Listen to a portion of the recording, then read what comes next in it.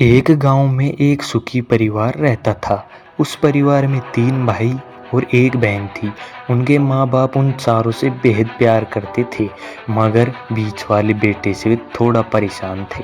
बड़ा बेटा पढ़ लिख कर डॉक्टर बन गया था, छोटा बेटा भी पढ़ लिख कर इंजीनियर बन गया, मगर बीच वाला बेटा बिल्कुल गंवार और आवारा किस्म का था।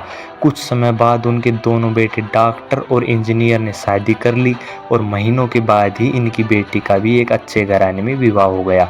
मगर बीच वाला बेटा अभी भी कुंवारा ही था। वह अनपढ़ था और कहीं पर मजदूरी कर छोटा सा काम करता था। उसको शादी के लिए कोई भी लड़की नहीं मिल पा रही थी। उसके माँ बाप उससे बहुत परेशान हो चुके थे। जब जब भी उसकी बहन अपने मायके से आती तो वह अपने डॉक्टर और इंजीनियर भाई दोनों भाइयों से मिलती थी, मगर बीच वाले भाई से बहुत कम मिलती थी, क्योंकि वह उससे ज़्यादा पैसे नहीं दे पाता था। लेकिन फिर भी वह अपनी बहन से बेहद प्यार करता था। कुछ समय बाद उनके पिताजी की बीच वाले बेटे की बिना शादी किए ही मृत्यु हो गई। उनकी मां ने सोचा कहीं अब किसी के मुंह से बंटवारे की बात निकले, इसलिए अपने ही गांव में एक सीधी सादी लड़की से मंझले बेटे की शादी करवा दी। शादी होते ही न जाने क्या हुआ, अनपढ़ बेटा मन लगा कर काम करने लगा और पहले से कहीं ज़्यादा मेहनत भी करने लगा।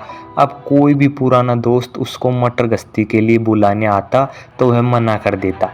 एक दिन उसके डॉक्टर और इंजीनियर भाई ने सोचा कि यह तो गंवार और हम अनपढ़ है, हम इससे कहीं ज़्यादा पैसे कमा लेते हैं, इसलिए अब हमें बंटवारा कर लेना चाहिए।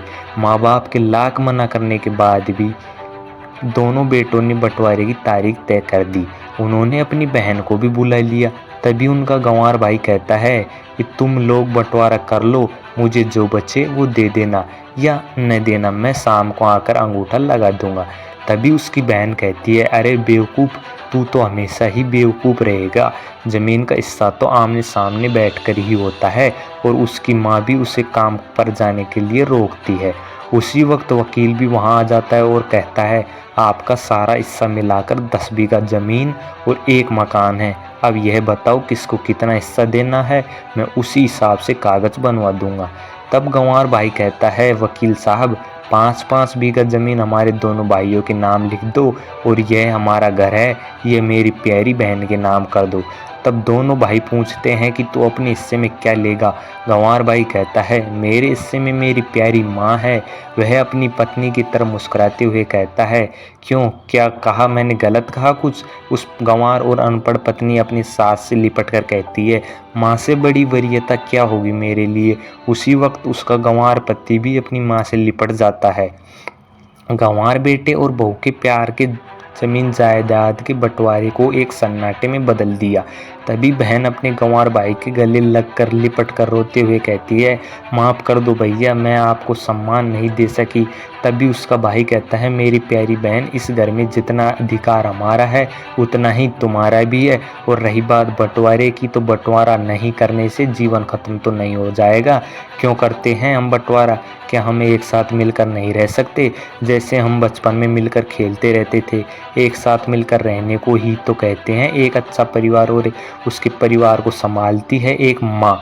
तभी उसके दोनों भाई भी बहुत शर्मिंदा होते हैं और वह बंटवारे के सभी कागज़ फाड़ कर फेंक देते हैं। और उस दिन के बाद उनका पूरा परिवार खुशी खुशी साथ रहने लगता है और यहाँ अच्छा परिवार जीवन व्यतीत करते हैं।